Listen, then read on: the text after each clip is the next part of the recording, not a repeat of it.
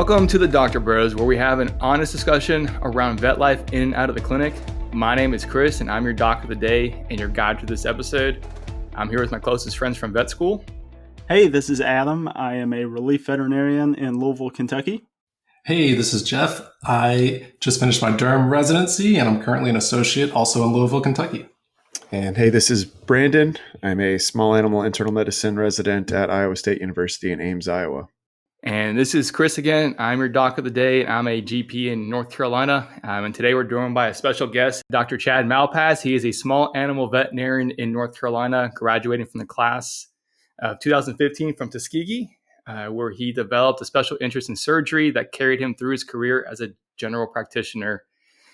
He has purchased, operated, and grown 2 clinics in North Carolina, Westchester Veterinary Hospital and Arcel Animal Clinic, where he has partnered with a small corporate consolidator in 2020.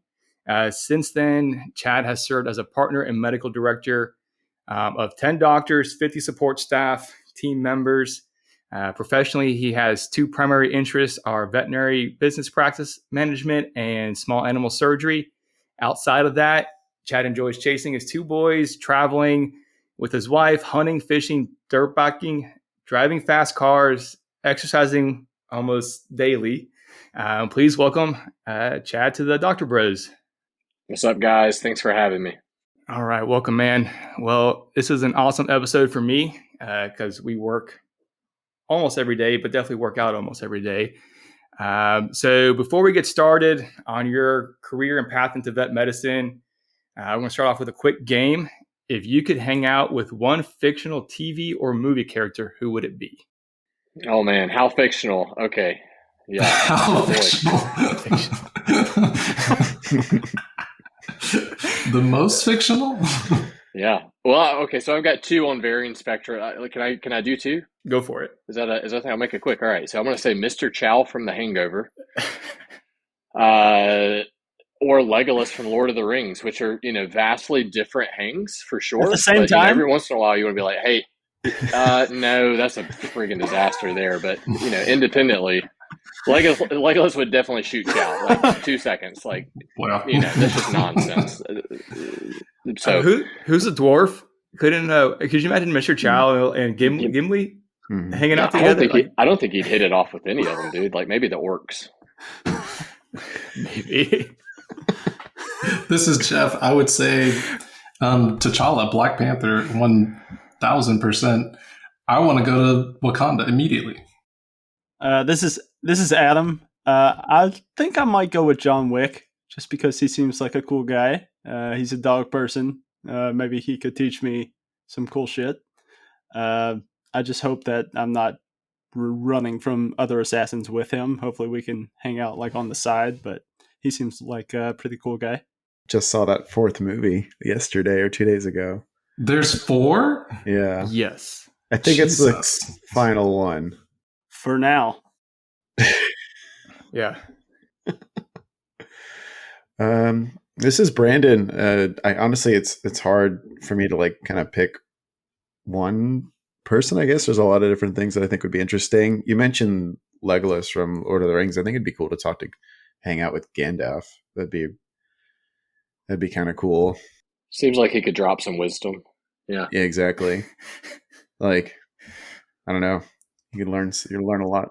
Worst case scenario, you get beard tips. So you come away empty-handed. There's 0% chance you come away lesser. Yeah, or leave with some fireworks. Yeah.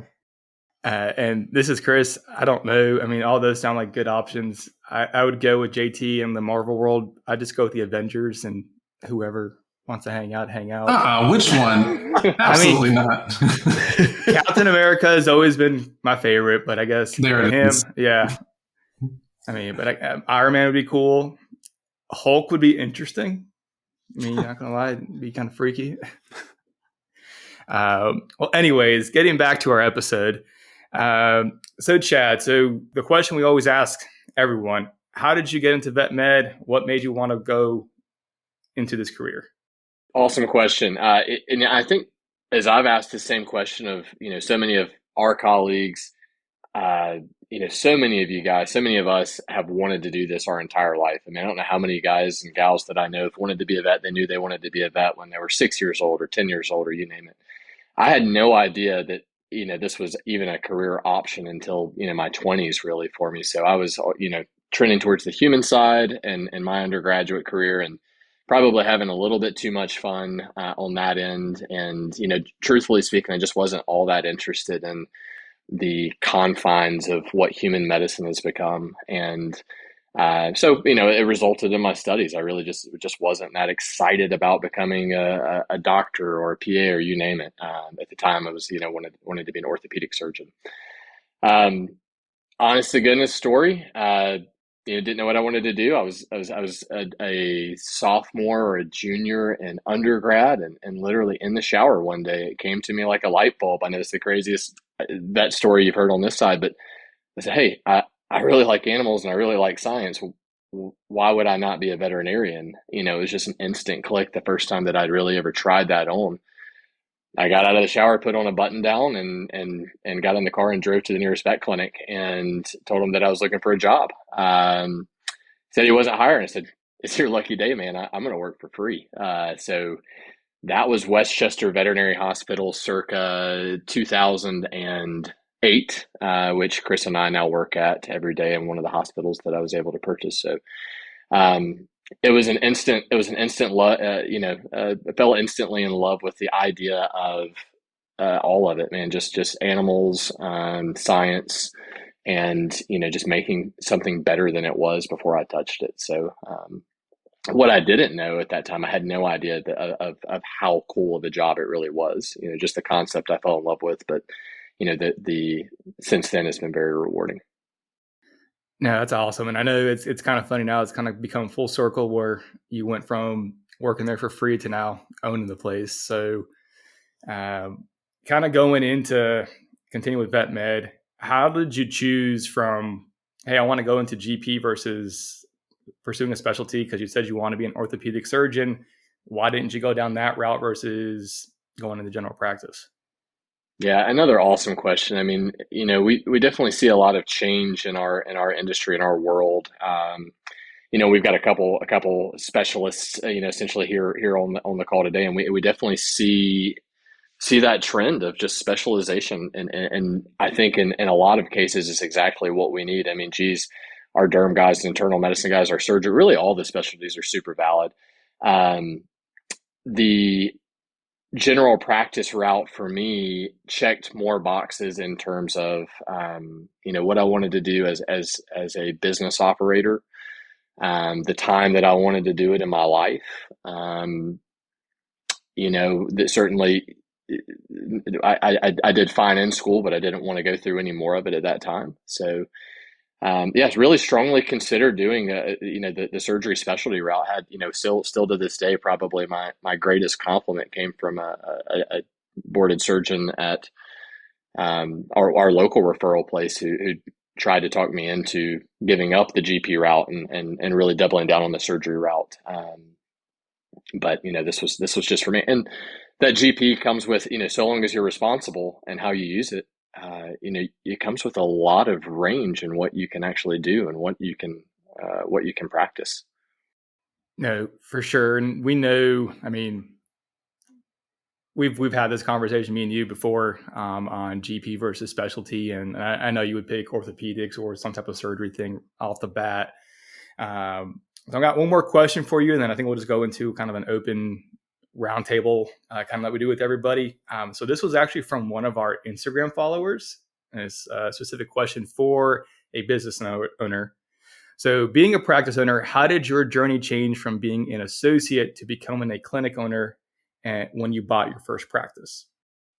Good gracious, great question. Great question. Something that everybody really needs to know the answer to before they go down that path. And I think it could look a little bit different for everyone, but I would say the biggest single change is just really just the amount of stress. I mean, you feel like whenever you flip that switch, you do throw a backpack of every problem under that roof, and you carry it, from 8 to 5, and you carry it from 5 to 8 the next day, ultimately because it's your livelihood. So just the amount of workload required to do it at the pace that we were doing it at. As we'll talk, as we'll talk a little bit more, you guys will find that, and Chris, and you guys already know this, but the pace that I kind of took was maybe a little bit of an accelerated pace of doing this. So, I may have put a little bit more stress on myself than I think that just any veterinary business owner, but budding veterinary practice owner would have to put on themselves. But that was the biggest change in the journey from A to B. Changing mindset of being the one that has to have control over every single case, to being someone who can, being an operator or a leader who can empower and trust a team to make those decisions and try to develop parameters in which, are acceptable for them to operate freely. That's part of that growth and that journey and that transition. I mean, there's so many things that I've learned along that way, but I would say that the single biggest change from going from an associate to jumping into practice ownership was just bandwidth requirements. Honest to goodness, that was just hours per day. Which makes sense, because you don't really think about, as an associate, what happens after hours, after you leave. Like, you're not getting text messages about the staff asking you questions, or we didn't order this thing or that, or someone's missing work in the morning. You're not getting those text messages as an associate, really. Oh, that's right. Yeah. Your phone starts going off when people wake up, right? I mean, whenever you're big enough, you've got, and Chris can validate this. I mean, we've got a fantastic team. We're just so blessed with the team that we have. Honest to goodness, I feel that way. But even then, there's 50 people, right? I mean, Monday morning, some people don't feel what Tuesday morning, Wednesday, people are going to be sick. People are going to be out. And, so those problems kind of start as soon as you wake up in the morning. And it's just, at this point, having done this for 5 or 6 years or however many years I've done it, you certainly don't have that panic associated with that fire, right? Versus day 2, you've got 2 of your techs, calling out at 6:30 in the morning. And it's just, you really aren't equipped to handle that. You got to figure that out in real time. But yeah, lot of additional hours, a couple hours before things start and a lot of hours after the clinic closes. And this is Jeff. Chad, I wanted to ask you a quick question about that. Did you feel like the culture of the clinic changed when you became when you became an owner? Like, did people treat you differently, or how did you interact with the staff? Like, what was different? So culture, I've thought about 1,000 times. I mean, that's our brand. And I'd love to see Chris nodding ahead over there, because if nothing else, that's what I care about. I want it, that is what I care about. And we can talk a lot more about that. So I was so interested in influencing our culture positively that I honestly can't even look back and think about how people treated me. It was a non-factor at that time. And I'm not saying that to be selfless by any means. It wasn't on the priority list of how people were treating me. And some examples, as I do think about it, it was interesting. So I came and bought the practice in which I was trained. I was a kennel person, right? And then a tech. And so the technicians at that time trained me to be a tech. And now I'm the doctor, and then the practice owner. And so those dynamics are really interesting, which do affect culture. But, again, just putting positivity into culture and nurturing culture every day, was really high on our agenda. And so, yes, culture did change in our practice through a lot of time and effort, and a lot of conversation and relationship development. That's fantastic. Hey, Chad, it's Brandon. I empathize with you a little bit on the small business owner side of things. My dad owns his own, and just growing up in a household where he was working those later hours and doing things earlier in the morning that normally someone that's just part of the job wouldn't have to do. I totally get it. He does it to this day, and the rewards are big. Just for you can put your name behind the business, and usually there's a big benefit to owning it on your own for other reasons as well. My question is mainly when you got the business and started to take over, was there anything that kind of surprised you, that you didn't expect to have to deal with, or something that you didn't know about being a business owner that you kind of learned, I don't know, in a hard way, or anything like that? Man, one day I hope to put all this down in a book, but I've learned so many lessons. I've learned so many lessons, and I've learned some of those the hard way, and I've tried to learn as many of those from other people. I mean, the cheapest lesson to learn is always someone else's lesson. So really taking advice from people that you trust, and some mistakes you just have to make yourself. I'm training a surgeon now, or a veterinarian who is wanting to get on our surgery schedule, and we had this conversation this last week, and kind of not exactly in line with your question, Brandon. I'll jump back to that, but realistically, some of these surgical mistakes you just have to make yourself. You can hear about them, but sometimes you have to learn them the hard way. So to answer your question, things that just really really kind of caught me off guard. Man, I didn't know anything about running a business whenever I started it. So everything caught me off guard, but I was up for the challenge. So, from the very beginning of it, okay, wow. So I guess I'm going to develop a relationship with these attorneys, right? So this is a little bit new. We've got some legal work to do, and now we're dealing with other paraprofessionals, accountants, and others, and then inside the team itself, things that probably caught me by surprise were the difficulty of change. As an associate and as a tech and as an employee, you sit back in that position with those coworkers and you say, oh man, I wish this could change and I wish that could change.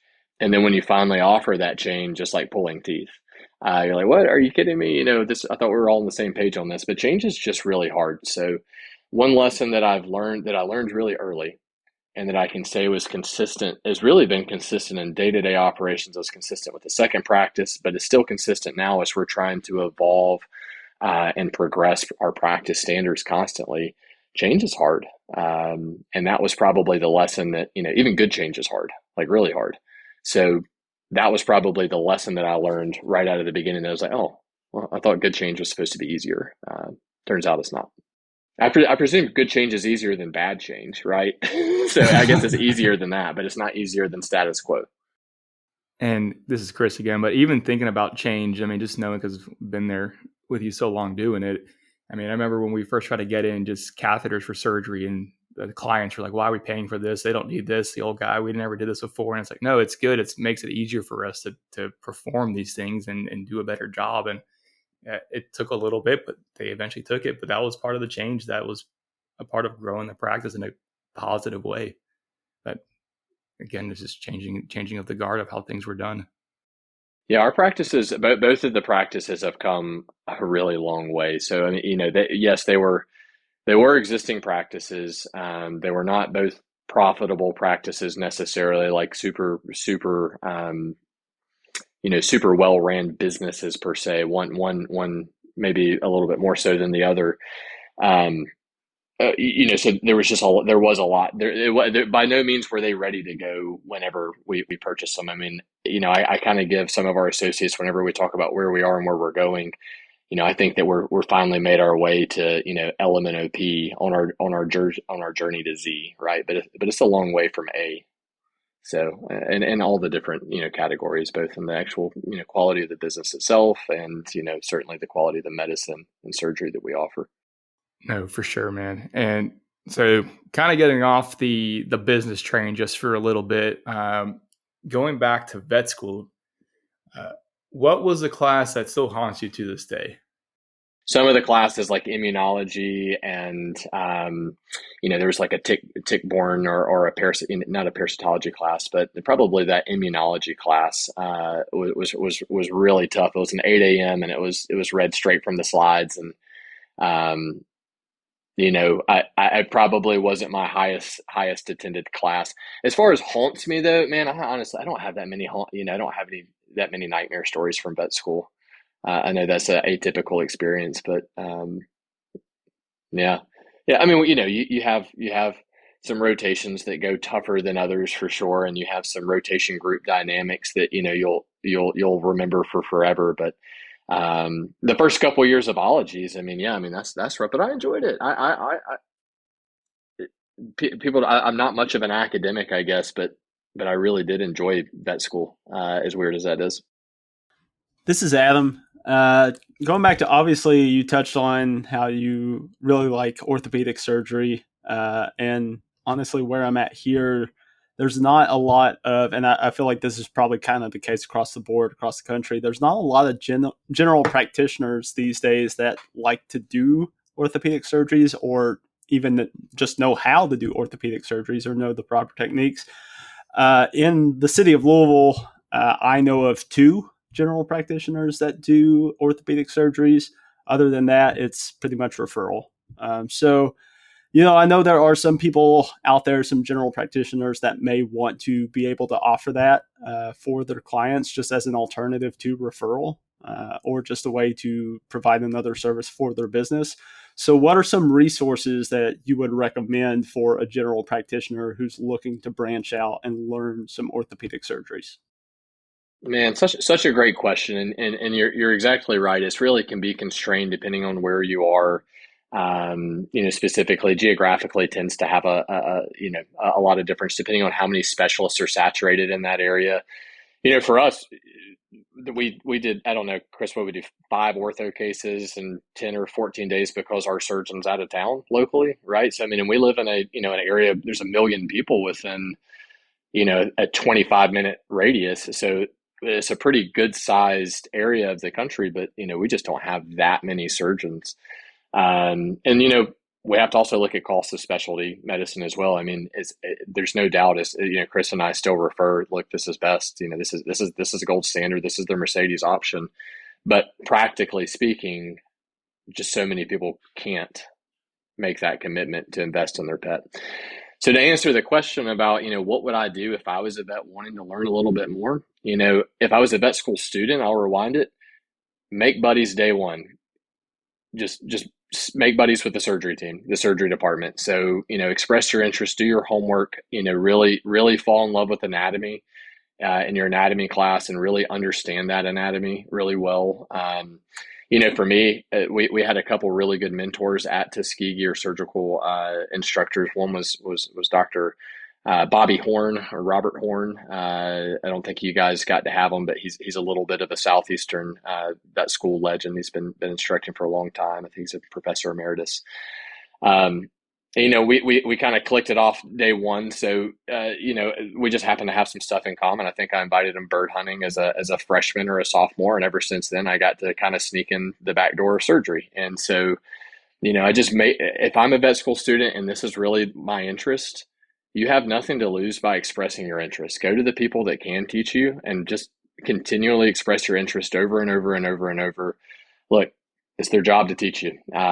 You certainly, it's your job to be respectful and teachable. And that is a two-way street. But if you do your job, my thought is your chances that they'll do their job is very high. So as a vet school student, find your interest. As a veterinarian, as associate veterinarian, look, we'll be honest, YouTube is a great way. There's so much content available. There's so much video content. If you say, how would I even go about doing this surgery if I wanted to? I can post on Vin, I can post on Facebook, and I can have 5 different people describe it to me 5 different ways and then get into an argument about it. Or I can go watch 5 different YouTube surgeons of these guys doing a cherry eye procedure or doing a medial patellar relaxation correction or doing whatever surgery it is. They're all on there. If you like what they're doing, awesome. If you don't like what they're doing, awesome as well. If you think it can be done differently, there's great books out there. I'm a Fossum guy. So it clicks with me, and I like the Fossum surgery book. So just going through that, as a baseline, if you still think you're really interested and, you really want to learn this, I think that you do need someone walking you through it. Everybody kind of needs that. For me and Chris, we were really lucky. We had amazing surgery exposure at Tuskegee. I mean, like just nuts, very, very exceptional surgery experience that just doesn't exist really anymore in vet schools. And it really sadly doesn't exist at Tuskegee anymore, from my understanding. So we were able to kind of get a head start on that. But find someone who is hiring that does this and that wants to teach. So, for me and Chris, it was, look, we just need the opportunity to work together and do these things. So find a guy like me or Chris, for example, go to Indeed and apply for a job at Archdale Animal Clinic, and I will teach you how to do these things, Adam. So you come on, and this is what I enjoy doing. So I don't mind shamelessly plugging that when we are growing down there, and we'd love to have somebody with surgery interest. I mean, so, it's a shameless plug, but it answers your question directly. Find that job that has that opportunity. We do happen to have that, but those opportunities do exist out there. I think in the specific lane of those middle tier general practice surgeries, you are getting pretty niche. There aren't that many practices that can offer that. Most of those guys are going to be a couple generations ago because it was a little bit more common. It is quite a bit less common for 30 somethings like Chris and I to be doing the procedures that we do. But in all fairness, someone would make the argument that, oh, well, specialists should do this or specialists should do that. And in a lot of cases, it's true, but Chris and I feel more comfortable with most of these surgeries than we do with some basic, and I think we're both good medicine doctors as well, but we feel very comfortable with these surgeries, even more so than we do with some medical cases that we do all the time. So find a mentor, find someone who is hiring that does this, that actually likes to teach people and that has something to teach. Go try to make a good deal and get under their program. This is Jeff, and this is kind of a tag along and something that, there's possible nuance to this question for you, Chad. But as someone who obviously enjoys surgery, do you ever worry about stepping on the toes of board certified surgeons in your area, or how do you navigate providing additional surgical services and still being a good referral partner? Yeah, another really good question, JT. From Chris and I think have a fantastic relationship with our local surgeons. I would say an exemplary relationship with those guys. I've never once felt that, that I've never received any feedback that we've stepped on any toes, as far as that goes. So, being straightforward and honest with clients and making sure that they understand their options, right? So, hey, listen, this is generally, my spiel is, this is generally something that's approached by a board certified surgeon. We've got 2 or 3 in the area that are really, really good. I can make a referral to do that. Our practice is a little unique in the sense that we have a lot more interest in surgery than most others, and we've got a couple of guys with a lot of surgical experience. We've had a lot of success with this particular procedure, whether that be we've had a lot of success with medial patellar luxations. We feel comfortable taking this case based off of our experience, but absolutely, we are more than happy to make a referral if that is on the table for you. And relationship wise, most of those people, and to that exact same thing, we don't take the cases that we're not comfortable with. So we're quick to refer those cases that we don't want to be in hot water. And we don't want to be in the OR and shaking our head saying like, oh, geez, we should have never taken this elbow. We should have never taken whatever this was. So we've got our own, elbow being an example, like Chris and I just don't really love the elbow. Can we? Yes. But do we generally tap in a boarded surgeon? Yeah. It's a more complicated joint. Do I think that Chris and I are as comfortable with the function of the canine knee as kind of anybody in our local little area? Yeah, maybe so as well. Again, this is stuff that we spend a ton of extracurricular time learning about as well. So to be a good referral partner, again, we're referring them to things, we're tapping them in, we're calling and saying, hey, we're thinking about taking this case.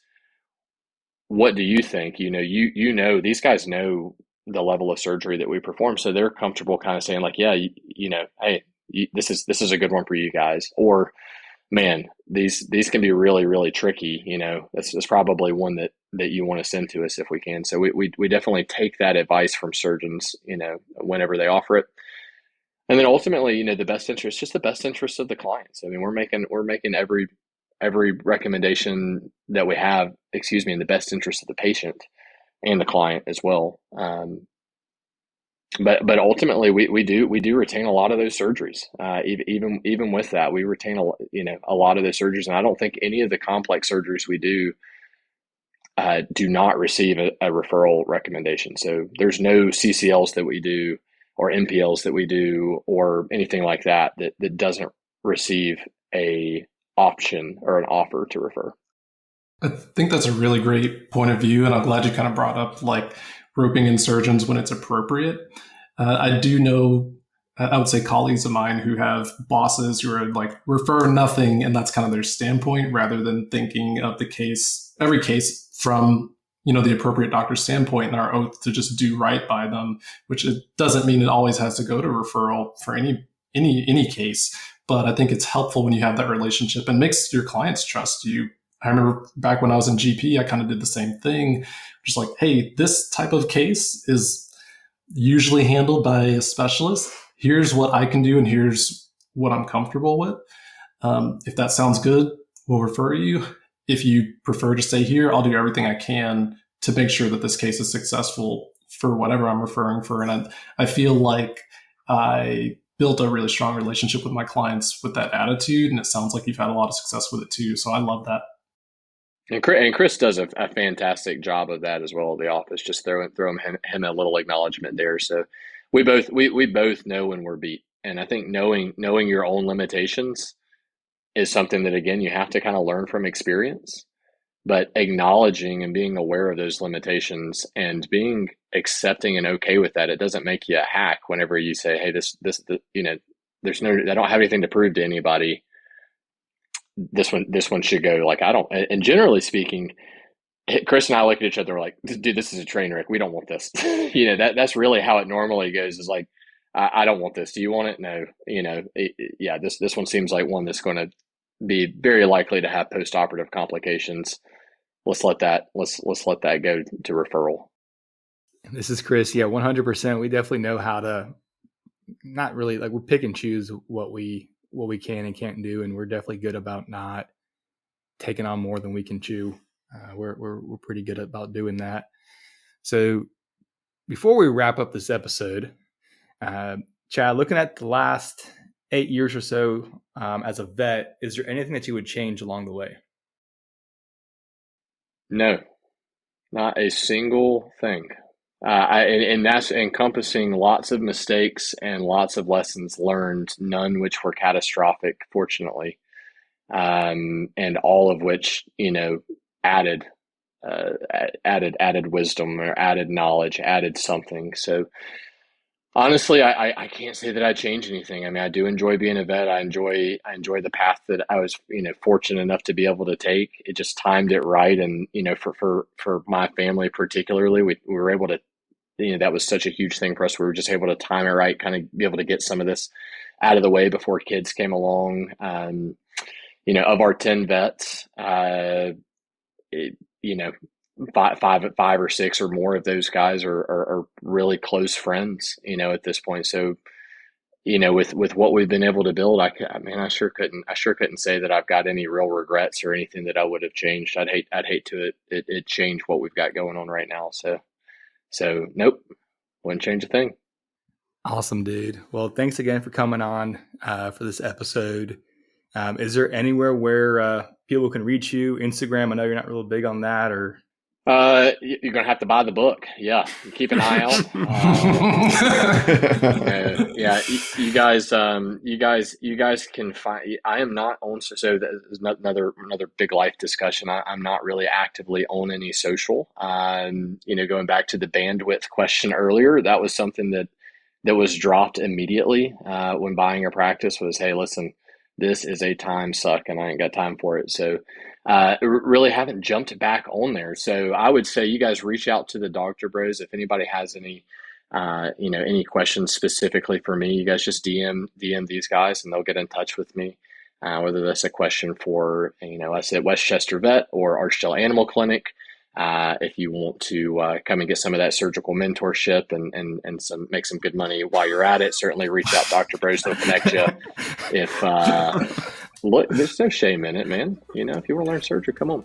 That's 99768. Yeah, that's exactly right. So yeah, you guys just reach out to the Dr. Bros if you think that I can help you, and somebody's helped all of us. I've certainly had a lot of mentors and a lot of folks help me along the way. So happy to help people that are interested in being helped. Well, awesome, dude. Well, thanks again. And thank you everyone for listening to this episode of the Dr. Bros. If you enjoyed it, please leave us a 5-star review on Apple Podcasts or anywhere where you listen to podcasts. It would also help us out if you could share this episode with others who would be interested in today's episode. You can also tell us what you want to hear. You can drop suggestions in the comments or shoot us an email at thedoctorbros@gmail.com or DM us at thedoctorbros on Instagram. You can also reach me on Instagram at dr.chrishernandez. And this is Adam. You can reach me on Instagram at Dr. Adam DVM. That's DRADAM DVM. And this is Jeff. You can find me on TikTok and Instagram at DermDrJeff, DermDogtor.